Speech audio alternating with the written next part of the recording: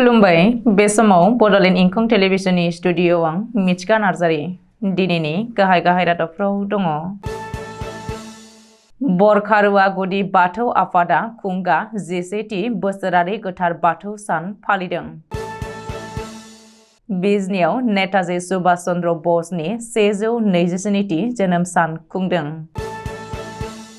भगवान रामनि हेंथायै जैतोनि होनानै महाराष्ट्रआव सा 13 एरेस्ट खालामजादों। सा 721 कार्बि लाइमोनफोरा औवा जांख्लाजों थाबायनानै गिनिस रेकर्ड खालामनो हादों।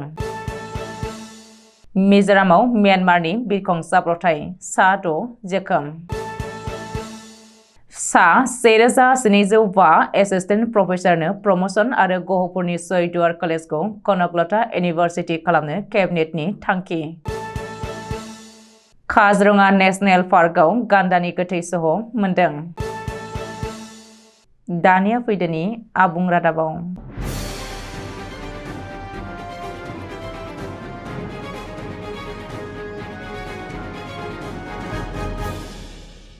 दुलाराय बर' हारियानो दिनै नैथि मंगलबार एबा गोथार बाथौ सानखौ गाजा गोमजायै फालिनायखौ नुनो मोन्दों। आसामनि दाब दाब जायगाफोराव दिनै बाथौ सानखौ फालिनाय बायदिनो बाक्सा जिल्लानि बेन्दोङाव थानाय बरखारुवा गुदि बाथौ आफादाबो देग्लाय बोसोराव 11थि बाथौ सान फालिनायखौ नुनो मोन्दों। साननैनि बायदि मेहेरगोनां हाबाफारिजों खुंफुंनाय नैथि साननि हाबाफारि बायदियै बेलासिनि 1 रिंगायाव फालिथायनि गेवलां मेलखौ आफादगिरि हरेन लाहारिनि मेल सामलायनायाव खुंफुंनायखौ नुनो मोनो। बे गेवलां मेलाव मेल बेखेवगिरि आलासि महरै बाहागो लाफैयो लिरगिरि समाज सिबियारि आरो आथिखाल एम्पायार एकाडेमि बर्मानि गोरायुं बिद्यासागर रामसियारिया।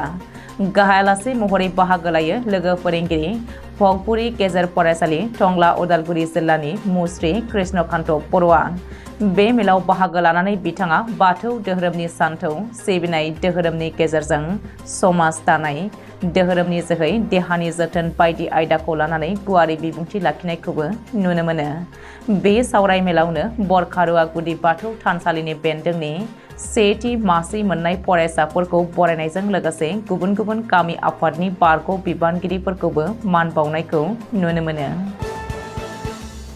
चिरां जिल्लानि बिजनी नोगोर विद्यापीठ गोजौसिन गेजेर फरायसालिनि गेलेग्रा फोथाराव नेताजी सुभाष चन्द्र बसनि 127थि जोनोम सान खुंदों। बिजनी सेनियर स्टेजेन्ट मन्चनि बानजायनायाव मंगलबारखालि सानसेनि हाबाफारिजों जोबोद गाजा गोमजायै खुंनाय जायो। बिर जोहोलाव नेताजी सुभाष चन्द्र बसनि 127थि जोनोम सानखौ। मख'नो गोनांदि बंग हालामनि कुटाआव 1897 मायथाइनि 23 जानुवारि खालि नेताजी सुभाष चन्द्र बसनि जोनोम जादोंमोन। मंगलबारनि बे जोनोम सान खुंनाय हाबाफारियाव बिजनी ओनसोलनि गोबां बैसोगोरा बोराइ सुबुंफ्रा बाहागो लादोंमोन आरो नेताजी सुभाष चन्द्र बसनि मुसुखायाव बिबार बावदोंमोन।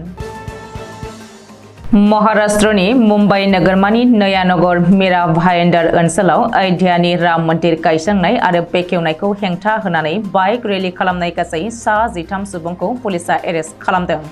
भगवान रामनि हेंथायै स्लगान होयै होयै एबा रामनि हेंथायै होस्रिखाव बाइक रेलि खालामनाय समाव आयेन आब्रुथिखौ नोजोर होनानै पुलिसआ एरेस्ट खालामदों होननानै मिथिहोदों।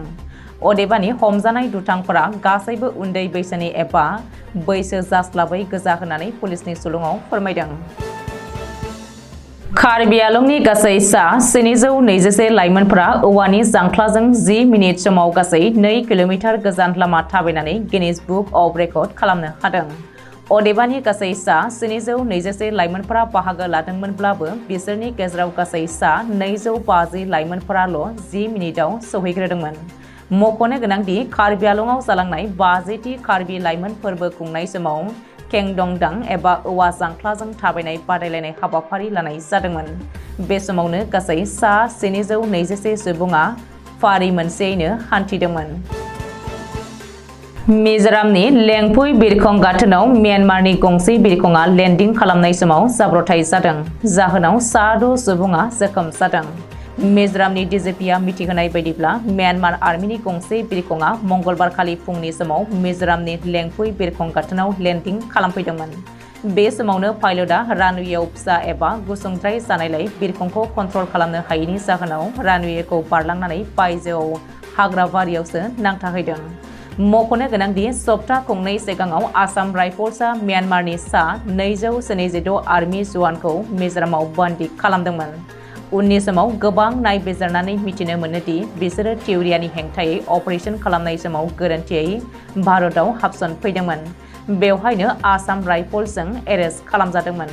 बिसोरखौनो लांफिननो थाखाय म्यानमार आर्मिनि गंसे बिरखंआ पाइलटखौ लाफानानै गासै सा 14 केबिन क्रिउफोरा मिजोरामनि लेंकुइ बिरखं गाथोनाव लेन्डिं खालामफैदोंमोन। जाब्रबथायाव जोखोम जानायफोरखौ आथिखालाव लेंकुइ बिरखं गाथोननि हस्पिटालाव फाहामथाय होनाय जादों होननानै मिजोरामनि डिजिपिआ मिथिहोबावदों।